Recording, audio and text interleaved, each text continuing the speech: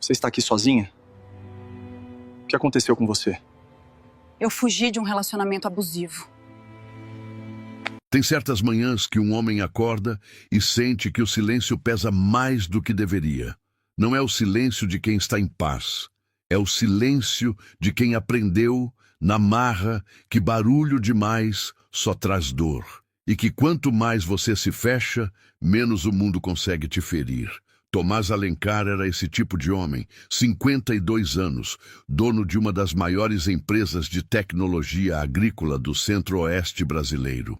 Um patrimônio que ultrapassava a casa dos 300 milhões de reais, construído tijolo por tijolo, negócio por negócio, ao longo de quase 3 décadas de trabalho duro e decisões frias. Do lado de fora, as pessoas viam um homem vitorioso. Do lado de dentro, havia um homem que havia enterrado a mulher que amava 6 anos atrás, que havia sobrevivido a um câncer que lhe tirou não só cabelo e peso, mas também a possibilidade de ter filhos, e que havia decidido, conscientemente, que o capítulo mais bonito da sua vida já havia sido escrito. Ele só não sabia, ainda, que a história estava longe de acabar. A cidade de Rondonópolis, no Mato Grosso, tem essa característica que toda cidade do interior brasileiro carrega. Todo mundo sabe da vida de todo mundo, até o momento em que alguém decide que não quer mais ser visto. Tomás Alencar era um homem que a cidade conhecia pelo nome, pelo sobrenome, pelo endereço, pelo carro e pela empresa, mas que não conhecia de verdade há muitos anos. Ele preferia assim. Naquela manhã de terça-feira, Tomás acordou às 5h40, como fazia todos os dias desde que a insônia havia virado rotina. Tomou café sozinho na varanda da cobertura que ocupava o último andar de um dos poucos prédios altos da cidade. Olhou para o horizonte que começava a clarear sobre o cerrado, para as fazendas que pontilhavam o plano distante, para as estradas de terra que cortavam o verde e o ocre da paisagem. Tinha uma reunião às 9h, um terreno à venda na região industrial da cidade, próximo a uma rodovia estadual. 12 hectares que serviriam para expandir o galpão de distribuição da Alentec, como a empresa era conhecida. O corretor havia mandado fotos. Havia uma antiga fábrica de ração desativada no terreno que seria demolida. O preço estava bom. A localização era estratégica. Deveria ser uma visita simples. Tomás havia decidido ir sozinho, sem assistentes, sem seguranças. Às vezes, ele precisava disso. De sair sem que ninguém soubesse onde estava. De ser, por algumas horas, apenas um homem caminhando por um terreno de terra, sem que ninguém esperasse nada dele. Ele chegou ao local às 8h pouco da manhã, estacionou a caminhonete prata na beira da estrada de cascalho e desceu. O ar tinha aquele cheiro específico do cerrado no final da estação seca. Terra ressecada, capim queimado ao longe e uma leveza que a cidade grande não tinha. O galpão principal estava com a porta lateral entreaberta. Uma corrente que havia sido colocada para fechar o portão tinha sido forçada e estava no chão, enferrujada. Tomás franziu a testa e entrou. O interior do galpão era grande, escuro nas extremidades e iluminado por feixes de luz que entravam pelas janelas altas com vidros quebrados. Havia maquinário enferrujado encostado nas paredes, paletes velhos empilhados num canto e o cheiro de mofo misturado com algo que Tomás não soube identificar de imediato. Ele caminhou alguns metros para dentro e então parou. No canto esquerdo do galpão, onde os pallets formavam uma espécie de barreira improvisada, havia um colchão de solteiro velho no chão, uma mochila fechada, uma vasilha com água, um saco plástico com o que pareciam ser embalagens de biscoito e frutas, uma lanterna apagada ao lado de um celular com a tela trincada, e sentada no colchão, de costas para ele, uma mulher, jovem, cabelo preso de qualquer jeito, e uma barriga que não deixava dúvida. Ela estava grávida, muito grávida. Tomás não disse nada por um segundo. A mulher sentiu a presença. Girou o corpo com dificuldade e olhou para ele. Os olhos dela não eram de quem havia sido pego fazendo algo errado. Eram olhos de quem estava com medo, sim, mas também de quem havia decidido, havia muito tempo, não demonstrar medo para ninguém. Tomás falou primeiro, com a voz calma, sem gritar. Eu não vou te machucar. Pode ficar tranquila. A mulher se levantou devagar, com dificuldade, com uma mão na barriga, e respondeu, eu sei que estou invadindo, eu sei, mas eu não estava fazendo nada de errado. Eu preciso que o senhor me dê uns dias, só uns dias. Tomás perguntou como ela havia entrado. A corrente estava fraca. Eu forcei um pouco, eu posso pagar o que custou se o senhor quiser. Depois, quando eu tiver condições. Tomás olhou em volta, depois para ela, e perguntou há quanto tempo estava ali. 11 dias, ela respondeu. Tomás ficou quieto por um momento. 11 dias. Depois perguntou se ela estava bem, fisicamente. Tô ótima, ela disse, com um orgulho que estava ali antes de qualquer outra coisa. Tomás olhou para a barriga dela, para a vasilha de água, para as embalagens de biscoito e disse que ela não estava ótima. O senhor não me conhece, ela respondeu. Não, mas eu sei que uma mulher grávida de quanto tempo? 8 meses? 8 e meio. Que uma mulher grávida de 8 e meio meses não deveria estar dormindo num colchão no chão de um galpão abandonado, comendo biscoito de pacote e bebendo água de uma vasilha que não sei de onde veio. Com todo respeito, o que eu devo ou não devo fazer não é problema do senhor. Tomás não se irritou. Disse que esse terreno era dele e que o que acontecia nele era, sim, problema seu. A mulher ficou em silêncio por um momento. Depois disse, então chame a polícia ou a assistência social. Eles vão me tirar daqui, vão me mandar para um abrigo. E o senhor vai poder seguir com o que for que trouxe o senhor até aqui. Tomás perguntou por que ela estava ali e não num abrigo. Ela não respondeu de imediato. Tomás disse que não era dali, que não conhecia a história dela, que ela podia falar. Ela respondeu que ele tinha cara de quem era daqui, sim. Minha empresa é daqui. Eu sou de um lugar bem menor. Pode sentar. Você estava sentada quando eu entrei. Não precisa ficar de pé por causa de mim. Ela ficou de pé por mais alguns segundos, como se sentar fosse um gesto de rendição que ela não estava disposta a fazer. Depois, quando a barriga pesou mais do que o orgulho, ela sentou. Tomás ficou parado onde estava. Não chegou mais perto, não tirou o celular do bolso, não fez nenhum movimento que pudesse ser lido como ameaça. Era algo que ele havia aprendido em décadas de negociação. Às vezes, o maior poder que você pode demonstrar é ficar quieto e deixar o outro falar. E aos poucos, ela falou. O pai do meu filho é o Renato Vasconcelos, ela disse, com a voz baixa e controlada. Tomás reconheceu o nome, mas não demonstrou. Disse apenas que continuasse. Ela perguntou se ele conhecia Renato. Conheço o nome. Empresário. Setor de transporte e armazenagem. Isso.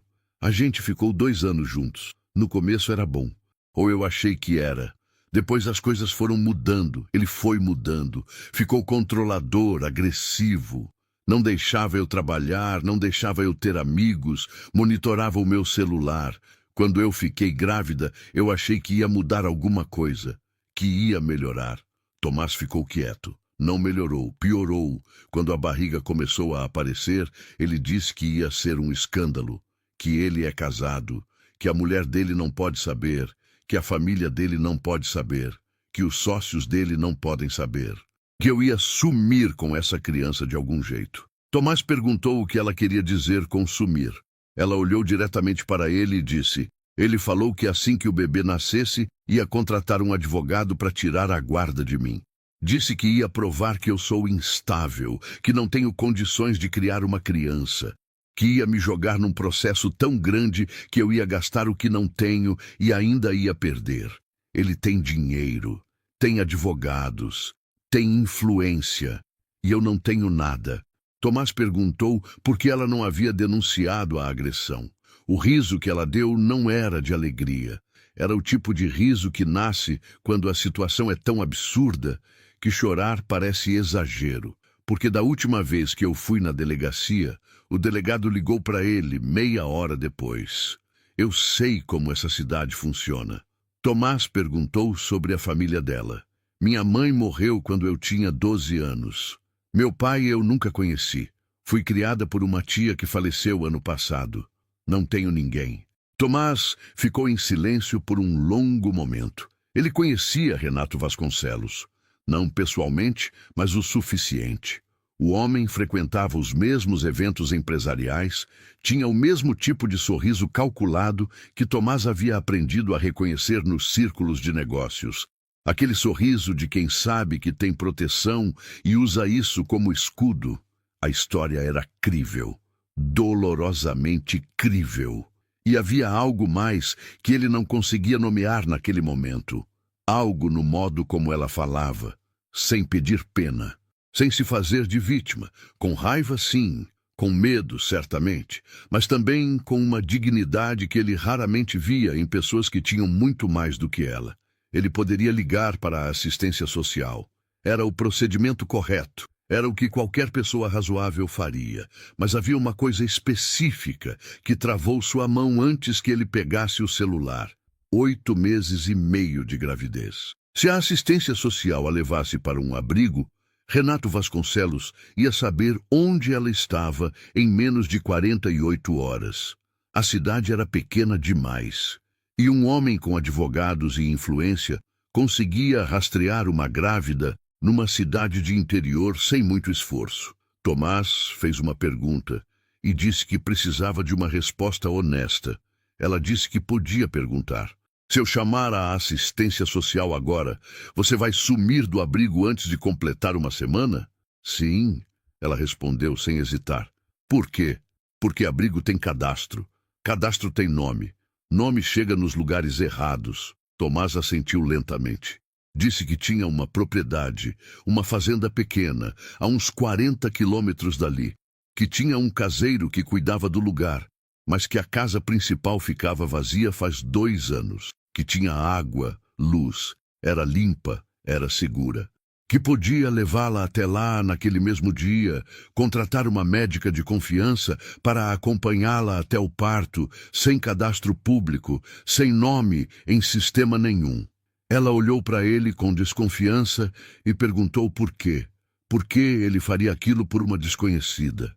Eu não sei ainda, mas eu sei que não consigo sair daqui e deixar você nesse galpão. O senhor não me deve nada. Não, não devo. Mas tem coisas que a gente faz não porque deve, mas porque não consegue não fazer.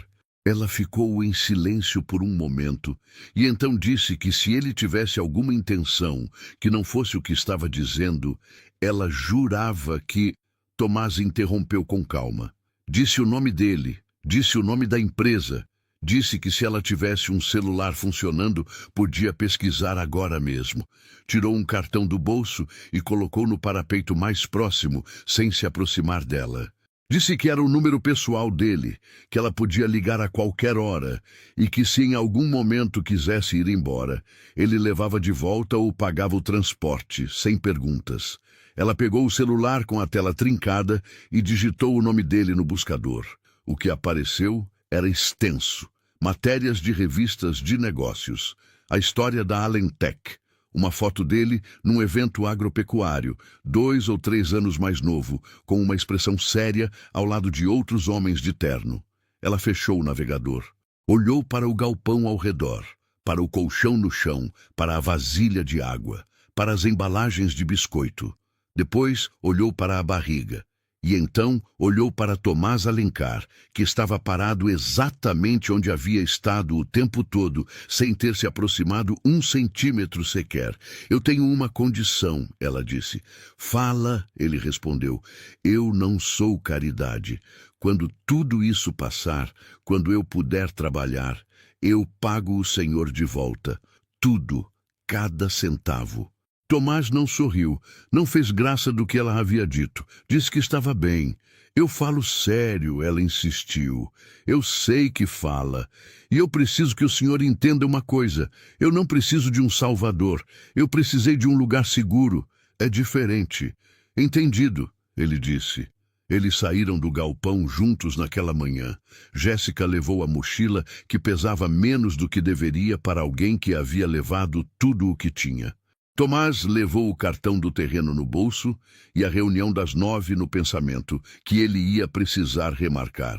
Quando a caminhonete saiu da estrada de Cascalho e entrou na rodovia, Jéssica ficou olhando pela janela, sem dizer nada. Tomás também não disse nada. E o cerrado passava dos dois lados, vermelho e verde, imenso e indiferente, como o interior sempre é, sem julgamentos, sem perguntas, apenas a paisagem seguindo em frente. Nenhum dos dois sabia ainda que aquela manhã havia mudado as duas vidas de uma forma que nenhum dos dois teria como prever. A fazenda Boa Esperança havia pertencido ao pai de Tomás. Ele havia crescido lá, aprendido a andar a cavalo naquele terreno, aprendido a ler sentado na varanda de madeira que dava para o pasto, aprendido também a chorar escondido quando o pai morreu, deixando dívidas e uma terra que quase foi a leilão. Tomás havia comprado a fazenda de volta aos 32 anos, quando já tinha dinheiro suficiente. Não por nostalgia, pelo menos era o que ele se dizia, mas nunca havia reformado completamente, nunca havia colocado ninguém de confiança para administrar direito, nunca havia transformado em nada produtivo. A fazenda ficava lá, como um capítulo que ele não havia conseguido fechar, mas também não conseguia reler. O caseiro, seu Antônio, era um homem de uns 60 anos, magro, pele curtida pelo sol, poucas palavras e lealdade absoluta. Havia trabalhado para o pai de Tomás e havia ficado quando Tomás comprou o lugar de volta. Não por contrato, por hábito, por pertencimento. Quando Tomás chegou com Jéssica, seu Antônio estava no terreiro, consertando uma cerca. Ele olhou para a moça, olhou para a barriga, olhou para Tomás. Não fez nenhuma pergunta. Tomás disse que ela ia ficar na casa principal por um tempo, que precisava que abrisse o lugar e checasse se estava tudo funcionando. Seu Antônio respondeu que a dona Marta havia deixado tudo arrumado antes de sair, que só precisava arejar. Perguntou se tinha mantimento. Tomás disse que básico tinha e pediu para comprar mais à tarde em Pedra Preta. Disse que ela podia precisar de coisas específicas, frutas, coisas para a grávida. Seu Antônio olhou de novo para Jéssica, com um aceno educado, e disse bom dia.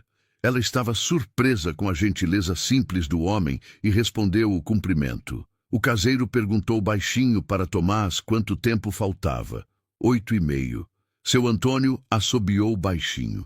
Era para logo então. A casa principal da fazenda era grande para uma pessoa só, mas simples no essencial. Madeira, tijolos antigos, uma varanda que dava para um pomar de mangueiras e goiabeiras. Dentro, havia móveis pesados de cedro, um fogão a lenha que ninguém mais usava além do elétrico, e aquele cheiro específico de casa fechada, que se resolve com janelas abertas e um pano úmido. Jéssica entrou devagar. Tocou na madeira da parede com a ponta dos dedos. Olhou para o teto alto, para as janelas grandes. É bonita essa casa, ela disse, quase para si. Tomás disse que era do pai dele. Você não mora aqui? Não, moro na cidade. Por quê? Ela fez a pergunta e depois disse que não era da conta dela e pediu desculpa. Tomás respondeu sem se esquivar. Disse que há certos lugares que são difíceis de habitar sem a pessoa certa do lado. Depois disse que ela ia ficar no quarto maior, que tinha banheiro próprio, e que o número do seu Antônio estava num papel em cima da mesa. Ela perguntou pelo número dele. Você já tem meu cartão? Ele disse. Ela o chamou pelo nome pela primeira vez. Tomás virou sem que isso fosse esperado. Ela disse obrigada. De forma direta, sem exagero. Disse que sabia que aquilo não era pouca coisa. Ele disse que ela descansasse, que ia mandar uma médica no dia seguinte cedo. E foi embora. Tomás foi embora naquela tarde com mais perguntas do que havia chegado. Não sobre Jéssica. As perguntas sobre ela eram práticas e tinham resposta. Médica, alimentação, segurança, documentação. As perguntas que o incomodavam eram sobre ele mesmo. Havia 6 anos que ele não entrava naquela casa. Havia 6 anos que evitava qualquer coisa que soasse a família, a pertencimento, a raízes. Havia 6 anos que Tomás Alencar existia em função da empresa, das reuniões, dos contratos e nada mais. E em menos de uma manhã, ele havia convidado uma desconhecida grávida para ficar na casa onde havia crescido. Havia algo naquilo que ele não conseguia racionalizar. E Tomás Alencar era um homem que racionalizava tudo. Enquanto dirigia de volta para Rondonópolis, ele ligou para Carla Drummond, a advogada, 20 anos trabalhando com ele, a pessoa que mais sabia sobre seus negócios, seus bens e suas decisões. Carla atendeu no segundo toque e disse que estava esperando ele ligar, que a reunião das 9.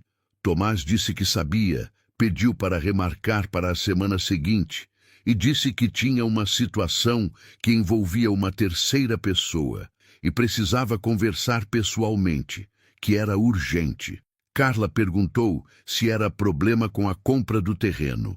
Não exatamente. Tem uma situação que envolve uma terceira pessoa. Eu preciso saber dos riscos legais. Que tipo de situação?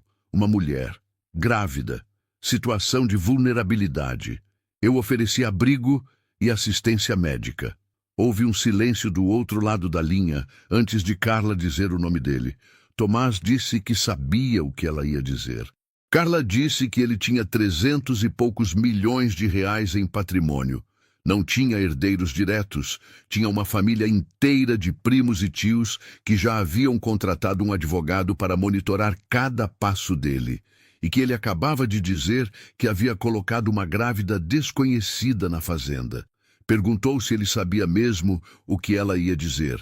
Tomás disse que não ia se envolver romanticamente. Carla disse que não importava o que ele ia ou não ia fazer. O que importava era o que parecia. E o que parecia era material para um processo de reconhecimento de paternidade, disputa patrimonial e mais 3 tipos de dor de cabeça que ela não queria ter que resolver. Tomás disse que entendia o risco, mas que precisava saber como minimizá-lo e não se devia ou não devia fazer o que já havia decidido fazer.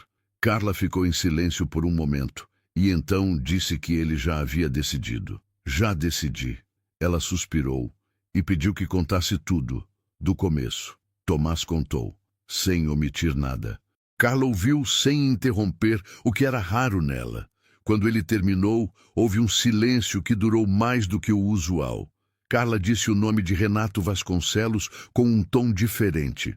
Tomás perguntou se ela o conhecia. Ela disse que o conhecia profissionalmente, que ele tinha uma briga judicial com um ex-sócio tramitando há 2 anos. Disse que o que Jéssica havia descrito sobre ele não a surpreendia, que esse tipo de homem era calculista, que ele ia usar qualquer fresta legal que encontrasse. Tomás disse que sabia. Carla disse que se ele descobrisse onde Jéssica estava, não pode descobrir, por isso estou ligando para você.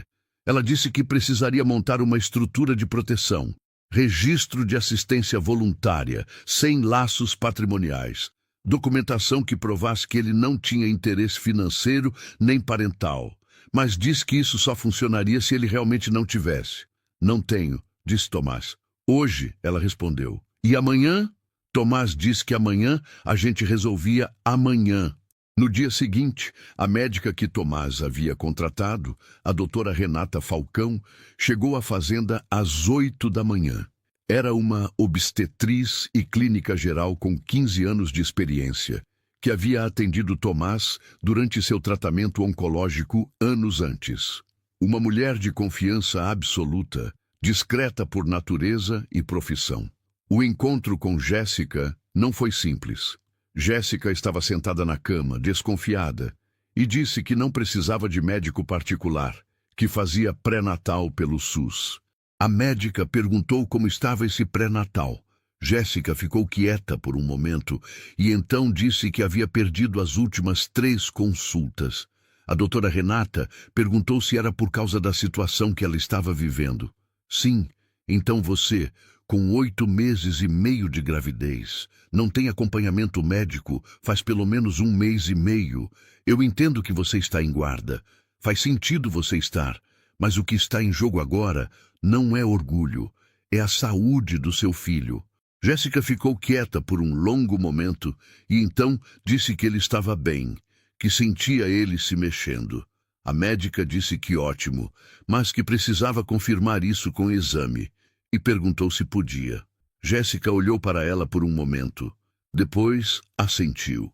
O exame revelou que o bebê estava bem, em posição adequada para o parto, com batimentos cardíacos normais. Mas Jéssica estava anêmica, desidratada, com pressão arterial mais alta do que deveria estar, e com sinais de que o trabalho de parto poderia começar em qualquer momento das próximas 2 semanas. A doutora Renata prescreveu suplementos, hidratação, repouso e disse que voltaria a cada 2 dias. Quando a médica saiu e Jéssica ficou sozinha no quarto grande da fazenda, ela ficou deitada olhando para o teto por um longo tempo. Havia tantos anos que ela não havia dormido numa cama boa, que ela não havia acordado sem sentir medo imediato. Aqui o medo ainda estava sempre, mas havia algo mais, misturado com ele. Uma sensação estranha que ela demorou um pouco para identificar. Segurança. Ela não confiava nela, tinha medo de confiar, mas estava lá. 3 dias depois, Tomás voltou à fazenda.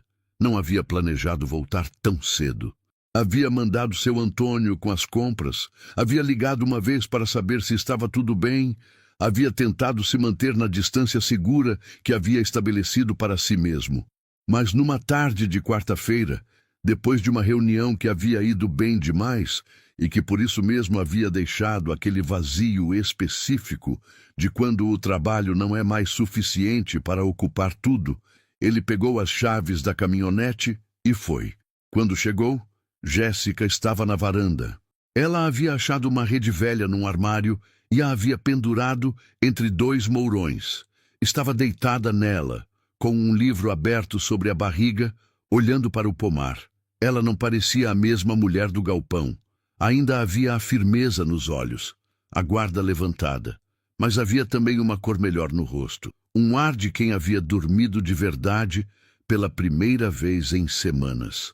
Tomás chegou pela lateral da varanda e disse boa tarde. Jéssica disse boa tarde sem pular da rede. Disse que havia ouvido a caminhonete. Ele disse que havia vindo ver como estava o lugar. Ela perguntou com um leve sorriso irônico se era o lugar ou ela. Ele perguntou se podia sentar. É sua casa, ela disse. Não exatamente. Agora é sua, por um tempo. Ela disse que a doutora havia passado no dia anterior e que tinha dito que estava tudo bem com ele. Ele? Tomás perguntou. É menino. Eu já sabia, mas ela confirmou de novo. Eu quero chamar de Miguel. Bom nome, ele disse. Era o nome do avô da minha mãe. O único familiar que ela sempre falou bem. Você tem filhos? Uma pausa diferente das anteriores se instalou entre eles. Não, Tomás respondeu. Quis ter, a vida resolveu diferente. Ela percebeu que não devia pressionar e pediu desculpa. Disse que não precisava ter perguntado. Tudo bem, eu fui casado. Minha esposa faleceu há 6 anos. Jéssica disse que sentia muito. Já passou muito tempo. Ela se chamava Valéria. Ela ia gostar dessa fazenda. Por que você não vinha aqui então? Tomás ficou em silêncio por um longo momento antes de responder. Disse que há certos lugares que são difíceis de habitar sem a pessoa certa do lado, que é mais fácil sentir falta de um lugar quando você não está nele. Eles ficaram na varanda até o sol começar a descer, tingindo o cerrado de laranja e roxo, aquela paleta específica do entardecer no interior do Brasil que parece irreal, mas é muito real. Falaram de coisas pequenas depois disso. Do livro que ela estava lendo, que havia achado numa prateleira dentro da casa. Do pomar, que tinha goiabas prontas para colher. Do filho do seu Antônio, que havia passado a tarde cortando capim no pasto e havia aceitado um copo de suco com um aceno tímido. Não falaram de Renato Vasconcelos. Não falaram de advogados, de processos, de futuro. Era como se por aquelas horas os dois tivessem concordado, sem dizer nada, que havia espaço para respirar antes de enfrentar o que estava por vir. Mas o que estava por vir não esperaria muito mais. Na manhã seguinte, Carla Drummond ligou para Tomás com uma voz que ele conhecia bem, o tom de quem tinha uma notícia ruim e estava escolhendo as palavras. Ela disse que precisava contar uma coisa antes que ele visse na internet, que havia uma nota no blog do Saulo Ferraz. Perguntou se ele sabia quem era. Tomás disse que era o fofoqueiro da cidade. Carla disse que ele preferia colunista social.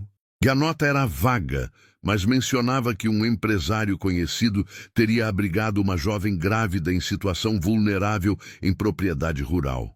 Que não citava o nome dele, ainda. Tomás ficou em silêncio por um momento e depois perguntou como ele havia sabido. Podia ter sido qualquer pessoa. O caseiro foi ao mercado em Pedra Preta. A médica tem uma clínica com funcionários. Alguém viu a caminhonete. Não importa como. O que importa é que Renato Vasconcelos provavelmente vai ver isso. E se ver, se ele ligar os pontos, vai agir rápido. Vai tentar localizar Jéssica antes do parto. Porque depois que o bebê nascer e tiver registro, o processo de guarda fica mais complicado para ele. Tomás, ele vai usar essa nota. Vai tentar criar uma narrativa de que você está envolvido com a mãe do filho dele. Eu não estou envolvido com ela dessa forma. Eu sei.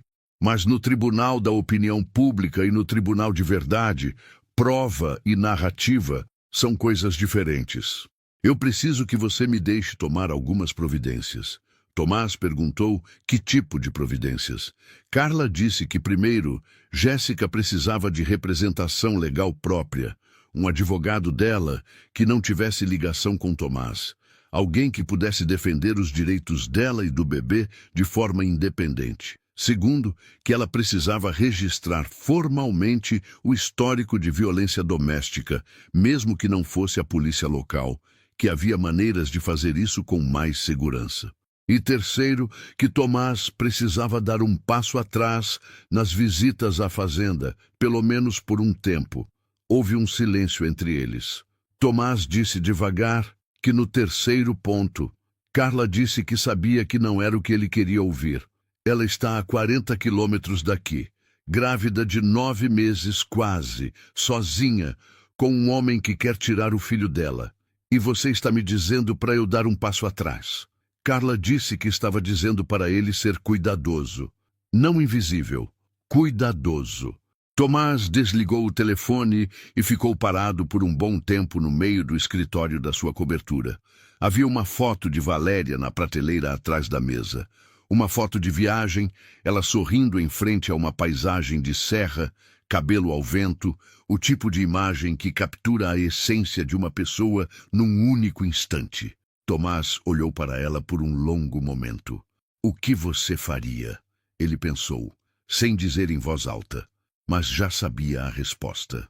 Valéria Alencar havia sido a pessoa mais corajosa que ele conheceu na vida, e ela nunca havia confundido coragem com impulsividade.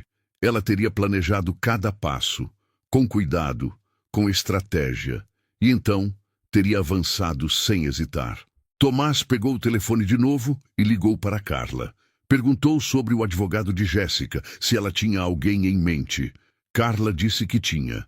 A doutora Paula Amorim, que trabalhava com direito de família e violência doméstica. Que era de Campo Grande, não tinha ligação com nenhum dos envolvidos localmente. Contrata ela. Os honorários por minha conta, mas de forma que não apareça meu nome. Usa uma das holdings. Posso fazer isso. E Carla, manda alguém discreto ficar de olho nos movimentos de Renato Vasconcelos. Eu preciso saber antes que ele haja. Carla ficou quieta por um momento e então disse que ele estava se envolvendo de verdade nisso. Eu já estava envolvido quando entrei naquele galpão. Ele respondeu. O parto de Jéssica aconteceu na madrugada de uma quinta-feira, 18 dias, depois de ela ter chegado à fazenda Boa Esperança. A doutora Renata havia previsto que seria em breve e havia tomado providências. Um pequeno hospital particular em Rondonópolis, discreto, numa ala reservada, com internação registrada sob critérios de proteção que a advogada Paula Amorim havia ajudado a estruturar legalmente. Jéssica chegou com as contrações começando às 11 da noite. Seu Antônio a levou no carro dele, como havia sido combinado, para que não houvesse nenhum registro de veículo ligado ao nome de Tomás. Tomás ficou sabendo às 11h20, por mensagem do seu Antônio. Ele ficou olhando para o celular por um bom tempo. Depois, pegou as chaves da caminhonete. Chegou ao hospital às 00h15. Estacionou na rua de trás. Entrou pela entrada lateral que a doutora Renata havia indicado. Sentou numa cadeira no corredor de um andar que estava praticamente vazio naquela hora. Ele não havia sido chamado, não havia sido pedido, mas estava lá. Às 2h43 da madrugada, a doutora Renata abriu a porta do quarto e veio até o corredor. Estava sorrindo, cansada. Disse que tudo estava bem, que os dois estavam bem. Tomás ficou quieto por um segundo mais longo do que precisava. Depois perguntou se o bebê estava bem. A médica disse que tinha 3,2 kg, que estava saudável, com apgar bom, que estava mamando. Disse que Jéssica havia sido incrível, que tinha sido parto normal, 3 horas de trabalho, que aquela menina tinha uma força impressionante. Eu sei, Tomás disse. A médica fez uma pausa, olhando para ele com atenção. Disse que Jéssica havia perguntado se ele estava lá. Tomás ficou surpreso. Perguntou se ela havia perguntado. A médica disse que sim.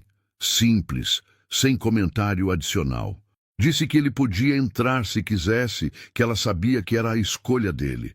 Tomás entrou no quarto. Estava escuro, só com a luz do corredor entrando pela fresta da porta. Jéssica estava recostada na cama, com o bebê no colo, enrolado num lençol branco.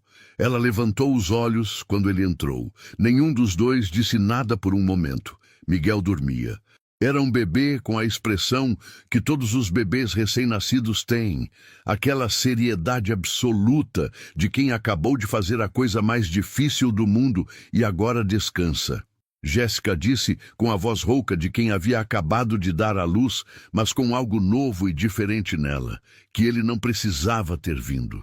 Eu sei, ele disse, mas veio. Vim. Houve um silêncio entre eles. Ela olhou para o filho e disse para ele olhar. Tomás se aproximou um pouco. É bonito, ele disse. É, né? Ela sorriu com o primeiro sorriso verdadeiro que ele havia visto nela. Depois disse que estava com medo de estragar tudo. Tomás disse que ela não ia estragar. Como você pode ter certeza? Ele pensou antes de responder. Disse que porque 1 mês atrás ela estava num galpão abandonado, anêmica, com pressão alta, com um homem a ameaçando e sem ninguém do lado, e que ela ainda tinha aquele olho firme, que ainda protegia o filho antes mesmo de ele nascer. Esse tipo de coisa não some depois que ele nasce. Jéssica ficou olhando para ele por um longo momento. Depois perguntou por que ele estava fazendo aquilo. De verdade. Que não lhe desse uma resposta de negócio, uma resposta de pessoa. Tomás ficou em silêncio por um tempo antes de responder. Disse que porque já havia perdido a possibilidade de ter aquilo, que ver alguém disposta a lutar tanto por algo que ele nunca ia poder ter, ele não conseguia simplesmente virar as costas. O quarto ficou quieto por um momento. Você não pode ter filhos? Ela perguntou. Não, sequela do tratamento de câncer. Há muitos anos. Sinto muito, ela disse. Já aceitei.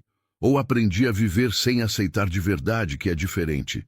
Miguel foi registrado 3 dias depois. Jéssica Mourão constava como mãe.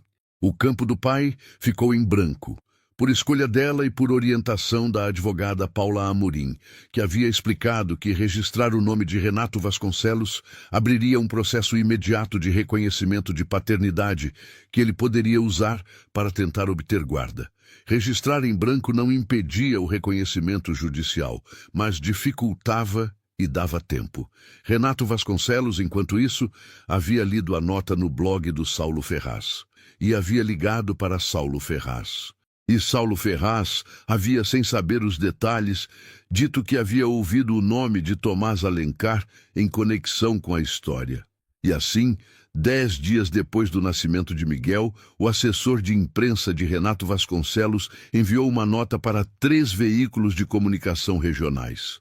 A nota dizia que o empresário Renato Vasconcelos havia tomado conhecimento de que seu filho recém-nascido estava sendo mantido em propriedade de terceiro, sem sua autorização ou conhecimento, e que tomaria as medidas legais cabíveis para garantir o bem-estar da criança. Não mencionava Jéssica pelo nome, mas mencionava o de Tomás. A nota virou notícia. Pequena, regional, mas notícia. E notícia em cidade do interior é diferente de notícia na capital. Ela não some no volume. Ela fica circulando, crescendo, ganhando versões, até que todo mundo tenha uma opinião sobre algo que ninguém conhece de fato. Tomás leu a nota no escritório, com Carla na sua frente. Carla disse que era esperado, que ele estava esperando um gatilho para se posicionar como o pai preocupado. Tomás leu em voz baixa: bem-estar da criança. Disse com amargura contida que ele havia passado 9 meses ameaçando tirar esse filho da mãe, e agora falava em bem-estar. Carla disse que era narrativa, que ele sabia usar. Disse que a Paula Amorim já estava preparando a resposta judicial, que tinha os registros médicos de Jéssica, as mensagens que comprovavam as ameaças, um depoimento em cartório que Jéssica havia dado na semana passada, que a posição de Jéssica era sólida. Tomás perguntou sobre a dele. A dele era a mais complicada, porque ele aparecia numa história em que não tinha papel formal. Não era pai, não era parente, não era curador legal. Era um benfeitor. E benfeitor num processo de família era uma figura que o tribunal não sabia muito bem onde colocar. O que ele pode fazer comigo juridicamente? Carla disse que diretamente, pouco. Indiretamente, tentar sugerir que havia um interesse escuso da parte de Tomás, que ele havia abrigado Jéssica para exercer influência sobre a criança ou sobre a herança de eventual processo, que ele ia tentar fazer Tomás parecer o vilão da história. Tomás ficou em silêncio. Carla disse que havia algo mais e hesitou antes de continuar. Disse que o investigador havia encontrado uma coisa sobre Renato Vasconcelos que Tomás precisava saber. Perguntou se ele conhecia a Clínica Santa Fé. Tomás franziu a testa. Era onde Jéssica havia feito os primeiros exames de pré-natal. Carla disse que sim, mas não só. Disse que a Santa Fé também era a clínica parceira do Hospital São Benedito, onde Tomás havia feito parte do tratamento oncológico 12 anos atrás. Houve um silêncio pesado. Tomás perguntou lentamente o que ela estava dizendo, que Renato Vasconcelos era sócio minoritário de um fundo que financiava a Santa Fé havia 8 anos.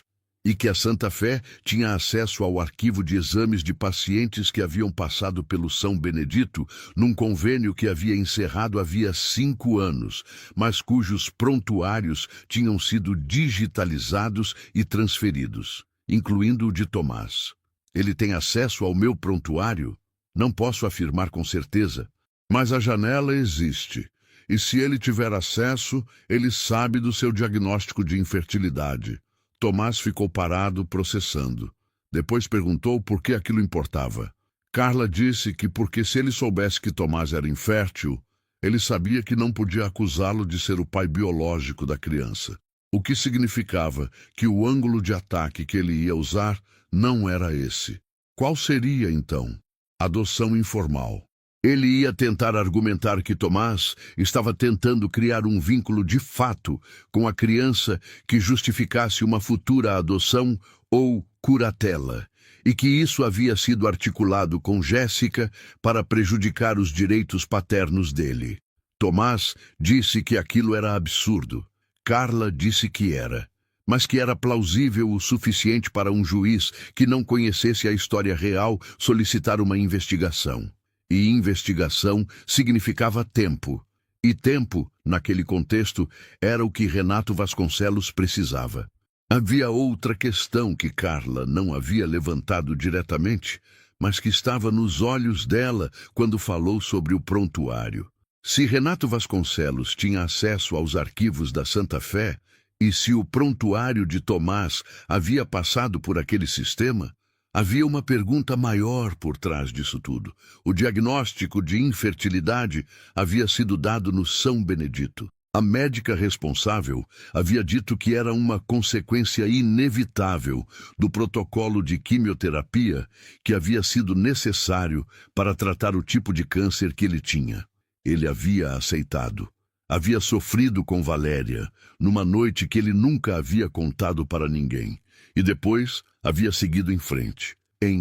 Mas e se o protocolo não havia sido o único caminho possível? E se alguém havia escolhido aquele protocolo específico, sabendo das consequências, por razões que não eram puramente médicas? Era uma suspeita sem base concreta. Tomás sabia disso. Mas era uma suspeita que, uma vez plantada, não saía da cabeça. Naquela noite, Tomás ligou para a doutora Renata. Foi direto. Disse que o tratamento no São Benedito 12 anos atrás, o protocolo que havia sido usado, ela tinha condições de analisar o prontuário e dizer se era a única opção disponível naquele momento.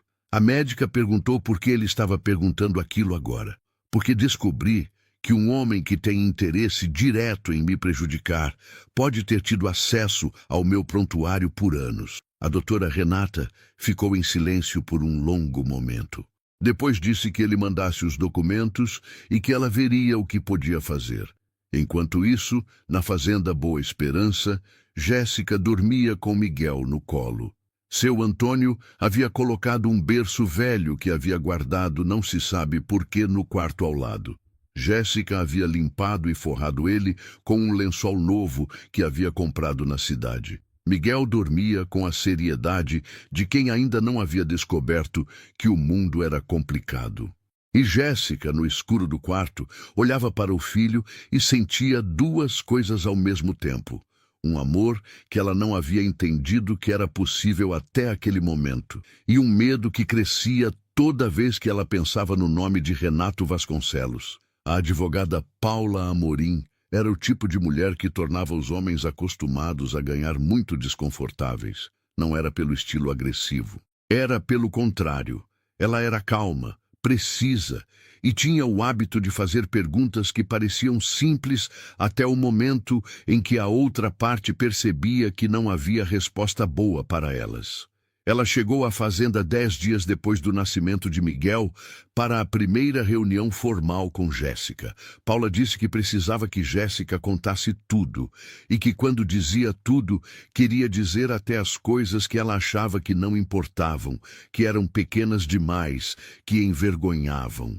Porque era nesses detalhes que os casos se ganhavam ou perdiam. Jéssica disse que estava bem. Paula perguntou se ela tinha mensagens de Renato onde ele ameaçava explicitamente. Jéssica disse que tinha, mas que estavam num celular que ele havia comprado para ela, que ela havia deixado na casa quando fugiu. Paula anotou e disse que essas mensagens podiam ser recuperadas por perícia judicial. Perguntou se ela tinha outras mensagens no celular que estava usando. Algumas, não tantas. Ele era cuidadoso. Sabia que mensagem escrita ficava. Preferia falar pessoalmente ou por ligação. Mas você tem alguma coisa. Tem uma mensagem onde ele diz que eu devia ter tomado mais cuidado. Que filho fora do casamento ia ser um problema que ele precisava resolver. Ele não usou a palavra ameaça. Mas era isso. Paula disse que aquilo era suficiente como indício. Não como prova definitiva, mas como indício sólido. Depois avisou que Renato havia entrado com uma ação de reconhecimento de paternidade e guarda compartilhada, que o processo tinha sido distribuído na véspera na vara de família de Rondonópolis. Jéssica respirou fundo e disse que esperava por isso. Paula explicou que ele ia pedir uma audiência de guarda provisória, que ia argumentar que Miguel estava sendo mantido em condições que não permitiam a sua supervisão como pai, que a morada atual era o ponto mais vulnerável da situação, que ela estava numa propriedade de um homem que não tinha relação legal com ela ou com o filho. O que eu faço? Você não faz nada sozinha. É o que eu estou aqui para garantir. Mas preciso que você me autorize a contatar o Tomás Alencar formalmente como parte da estratégia de defesa. Jéssica ficou olhando para a janela por um momento e disse que ele já estava envolvido demais nisso por causa dela. Paula disse que sim, e que o fato de ele estar envolvido podia ser uma proteção ou uma vulnerabilidade, dependendo de como fosse usado. Disse com firmeza gentil que entendia que Jéssica não queria dever nada a ninguém, mas que aquele não era o momento para o orgulho. Jéssica ficou em silêncio por um momento. Depois, com a voz firme, disse que ela podia contatar ele. A reunião entre Paula, Carla e Tomás aconteceu 2 dias depois, numa sala de reuniões no escritório de Carla.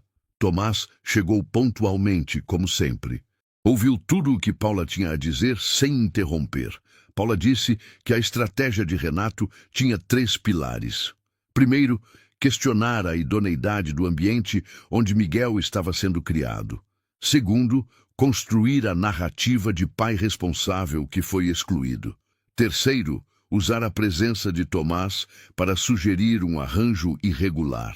Carla disse que já previam os 3. Paula disse que sim, e que para cada um havia uma resposta. Para o primeiro, os laudos médicos da doutora Renata, o registro de saúde de Miguel, o depoimento do seu Antônio sobre as condições da propriedade. Para o segundo, as mensagens de ameaça, o relato de Jéssica em cartório e, se conseguissem recuperar, as mensagens do celular que havia ficado na casa. Tomás perguntou sobre o terceiro. Paula olhou para ele e disse que para o terceiro precisava saber qual era a posição real dele naquela história. Não jurídica, real. Tomás escolheu as palavras com cuidado. Disse que havia encontrado uma mulher em situação de risco, que havia oferecido ajuda, que não tinha intenção de adotar, de exercer guarda, de criar nenhum vínculo legal com a criança, que o que acontecia a partir dali era decisão de Jéssica, que ele só garantia que ela tivesse condições de tomar essa decisão com segurança e com apoio jurídico. Paula perguntou então por que ele estava ali, naquela reunião. Porque ela não tem mais ninguém. Houve uma pausa. Paula assentiu lentamente e disse que aquela resposta era honesta e que era exatamente o que precisava ouvir, porque era exatamente o que ia argumentar se Renato tentasse sugerir um interesse oculto. Um homem que tem interesse oculto não financia advogado independente para a outra parte, não se mantém à distância legal, não se recusa a assumir papel formal. Carla levantou a questão do prontuário. A doutora Renata havia analisado o protocolo. Paula perguntou se ela havia encontrado algo. Tomás fez uma pausa antes de responder. Disse que ela havia encontrado que havia um protocolo alternativo disponível à época do seu tratamento que preservaria a fertilidade com taxa de sucesso oncológico equivalente. E que esse protocolo não havia sequer sido mencionado para ele. O silêncio na sala foi pesado. Carla disse que o médico responsável havia sido o Dr. Márcio Saldanha, que, descobriram depois, era sócio clínico da Santa Fé na época. Paula ficou mais reta na cadeira. Perguntou se Renato tinha ligação com a Santa Fé antes de 8 anos atrás. Carla disse que estavam investigando, mas que havia indícios de que a Santa Fé e o São Benedito tinham uma relação mais próxima do que o convênio formal indicava.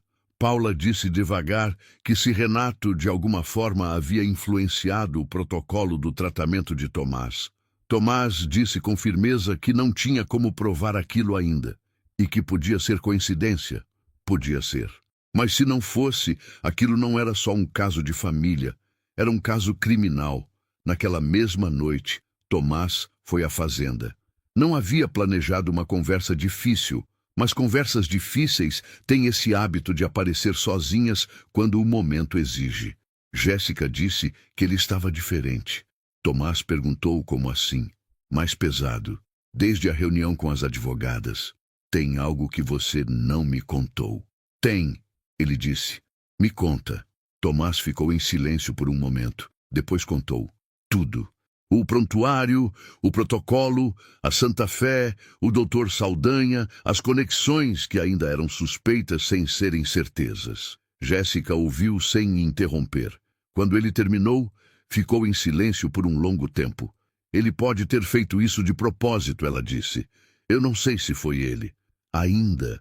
Jéssica olhou para o filho e disse que conhecia esse tipo de homem, que havia vivido 2 anos com esse tipo, que eles fazem exatamente isso. Criam situações onde eles são a única saída, onde você depende deles sem saber que criaram a dependência. Se ele soube do diagnóstico de Tomás por anos, ele esperou. Esperou o momento certo para usar. E o momento certo foi quando Tomás apareceu na história do Miguel. Tomás estava sendo jogado numa posição de fraqueza que havia sido criada há 12 anos. E ainda estava tentando ser racional sobre isso. Tomás disse que havia aprendido que emoção sem prova não levava a lugar nenhum. Prova você vai ter, ela disse com firmeza. Mas enquanto isso, ela queria que ele soubesse que o que havia perdido, fosse por culpa de quem fosse, não definia o que ele valia. Olhou para Miguel e disse que a mãe dela costumava dizer que a família não é quem você nasce, é quem fica. Houve uma longa pausa entre eles. Tomás disse em voz muito baixa que a esposa dele dizia algo parecido. Era sábia, Jéssica disse. Era, ele confirmou. A audiência no dia seguinte durou 4 horas. Renato Vasconcelos chegou com 2 advogados, terno caro, e o tipo de expressão de quem havia ensaiado o papel de pai preocupado durante semanas. Paula Amorim chegou com Jéssica, documentação sólida, e a calma de quem sabe o que tem nas mãos. Não foi fácil. Nunca é. O advogado de Renato tentou todos os ângulos previstos. Questionou as condições da fazenda. Sugeriu a relação com Tomás como irregular. Pediu o exame pericial do ambiente. Paula respondeu com laudos, com registros, com a mensagem onde Renato havia escrito que filho fora do casamento era um problema que precisava ser resolvido, com o depoimento em cartório, com a declaração de saúde de Miguel, que estava com peso ideal, amamentado, com todas as vacinas em dia. O juiz não concedeu a guarda provisória a Renato, mas também não encerrou o processo. Quando saíram do fórum, Paula disse a Jéssica que havia ido bem, melhor do que esperava. Jéssica disse que não havia acabado. Paula confirmou que não havia acabado, que Renato ia recorrer, que ia pedir novas perícias, que aquilo podia durar meses, mas que o juiz havia lido as mensagens, havia visto a documentação, que a narrativa de pai excluído havia ficado muito mais difícil de sustentar. Disse que Jéssica havia sido muito bem lá dentro. Eu fiquei com raiva, Jéssica disse. Eu sei, mas você não mostrou. Isso é difícil de fazer. Jéssica olhou pela janela e disse que havia tido muito treino. Tomás estava esperando no estacionamento do fórum, num banco de praça do lado de fora. Não havia entrado. Não havia sido necessário. E a presença dele dentro poderia ter complicado as coisas. Mas também não havia conseguido ficar em casa. Quando Jéssica saiu e o viu, ela parou por um segundo. E então caminhou até onde ele estava. Não disse nada. Apenas sentou no banco ao lado dele, com Miguel no colo. E ficaram ali, no meio da tarde de interior, com o barulho da rua ao redor e o silêncio específico de 2 pessoas que não precisam preencher o espaço entre si. A investigação sobre o Dr. Márcio Saldanha e a Santa Fé levou 2 meses para produzir algo concreto. Foi um ex-funcionário da clínica, demitido havia 3 anos por corte de custos, que forneceu o primeiro documento relevante, um relatório interno de revisão de prontuários que havia sido encomendado pela diretoria da Santa Fé em 2018, quando o convênio com o São Benedito estava sendo encerrado. Nesse relatório, havia um campo específico para prontuários de pacientes que haviam realizado tratamentos oncológicos e que haviam posteriormente desenvolvido processo judicial ou tinham perfil patrimonial relevante. O nome de Tomás Alencar estava nessa lista, e ao lado do nome, uma anotação: acesso autorizado, RV.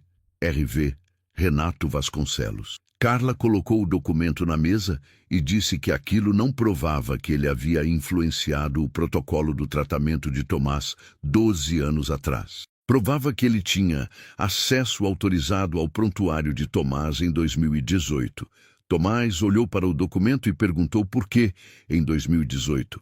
Carla disse que em 2018, Tomás estava em processo de aquisição de uma empresa de logística que era concorrente direta de uma das empresas do Grupo Vasconcelos, e que a aquisição não havia acontecido, que Tomás havia retirado a proposta alegando razões internas.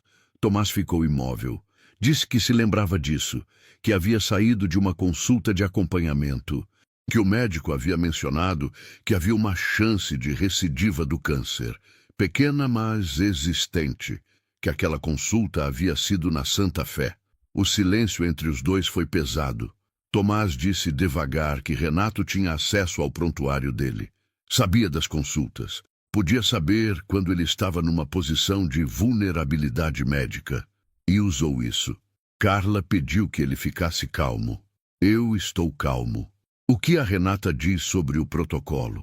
Ela havia consultado 2 outros oncologistas. Os 3 concordavam que havia protocolo alternativo disponível em 2013, quando Tomás havia feito o tratamento, que o Saldanha era o médico responsável e que o Saldanha tinha registro de ter recebido honorários de consultoria da holding que financiava a Santa Fé entre 2011 e 2016. Tomás fechou os olhos por um momento. Perguntou se aquilo era suficiente para um processo criminal.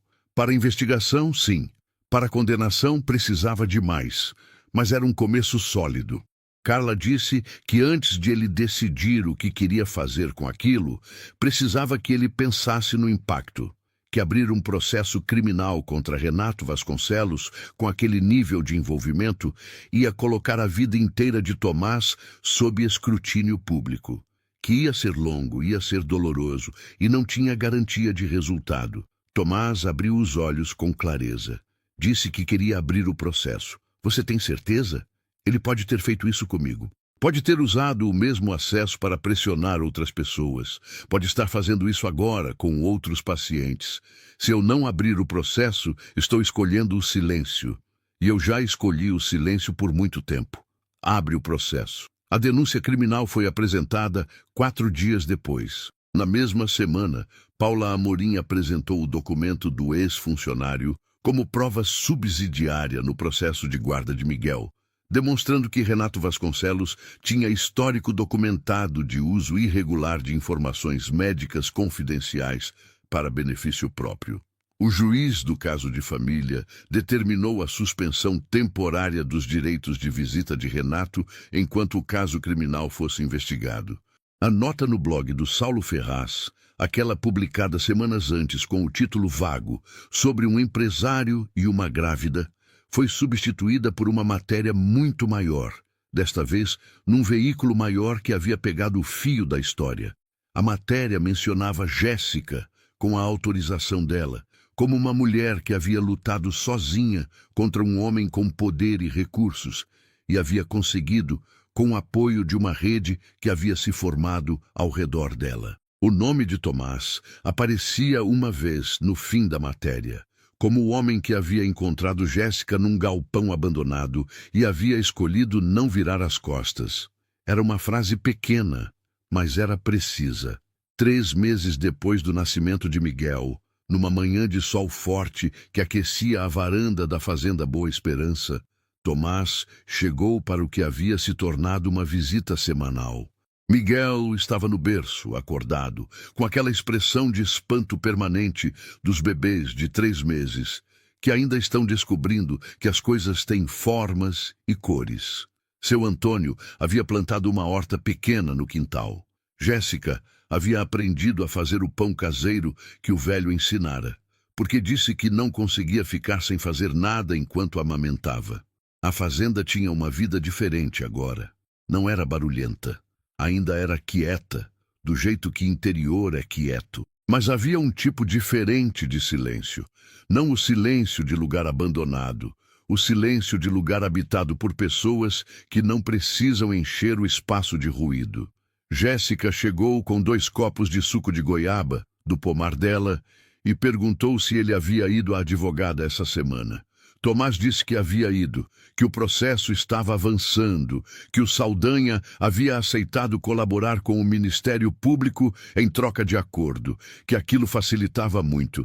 Ele vai preso? Saldanha, provavelmente não. Colaborador raramente vai. Mas o Renato, a promotoria está convicta. Vai demorar. Processo criminal demora, mas está andando.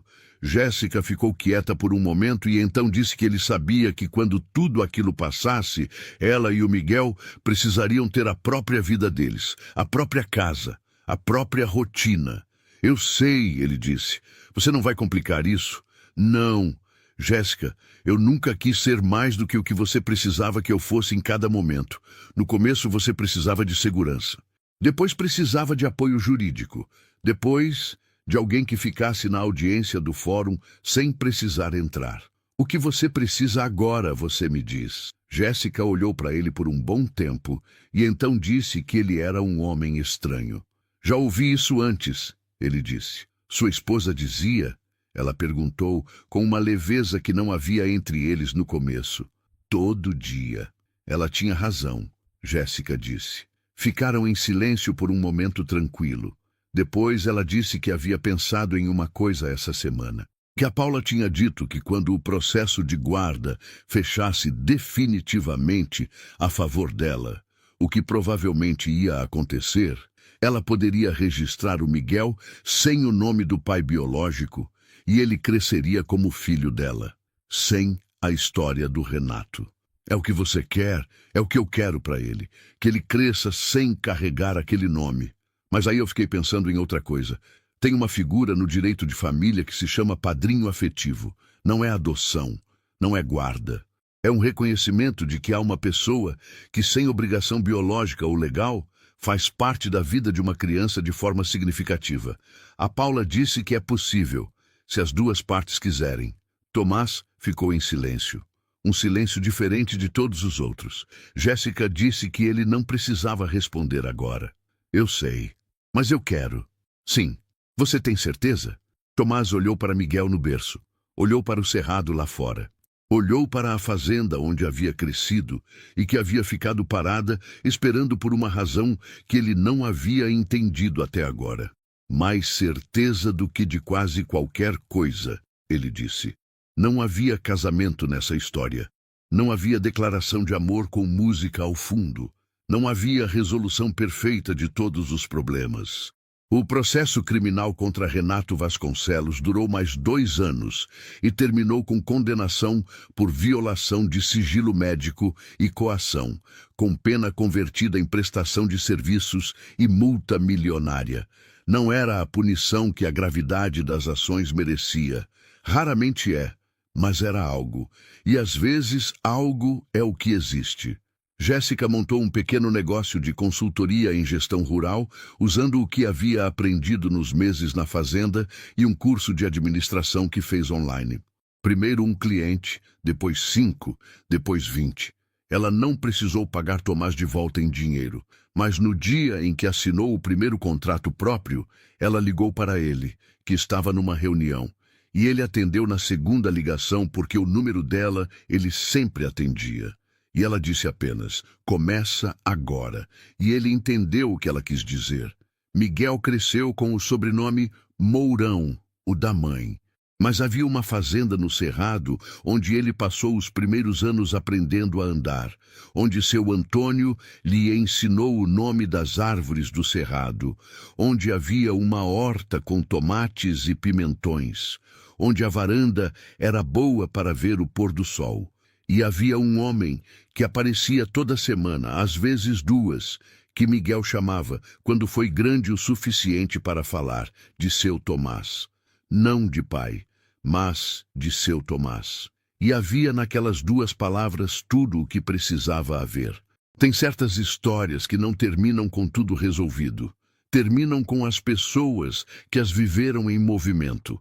Não num ponto fixo de felicidade garantida, mas num lugar melhor do que estavam, com mais clareza, com menos medo, com a certeza de que mesmo quando o destino parece ter feito escolhas por você, há coisas que você pode reconstruir. Tomás Alencar aprendeu que o maior patrimônio que um homem pode ter não é aquele que se mede em reais, em hectares ou em contratos assinados. É a capacidade de aparecer quando não é obrigado a aparecer, de ficar quando seria mais fácil ir embora, de proteger não porque alguém te pertence, mas porque você escolheu. Jéssica Mourão aprendeu que pedir ajuda não é fraqueza, é estratégia, que certas batalhas não se vencem sozinho e que reconhecer isso não diminui em nada a vitória quando ela vem. E Miguel aprendeu tudo isso depois, quando foi grande o suficiente para entender que a fazenda onde havia crescido não era de nenhum parente de sangue, que as mangueiras do pomar haviam sido plantadas antes dele nascer, que o homem de cabelo grisalho que ensinava ele a jogar dama na mesa da cozinha havia encontrado a mãe dele numa manhã fria, num galpão abandonado, e havia escolhido não passar direto. E quando alguém na escola perguntou se ele tinha pai, ele ficou pensando por um momento. E então disse: eu tenho alguém melhor que pai. Tenho alguém que escolheu.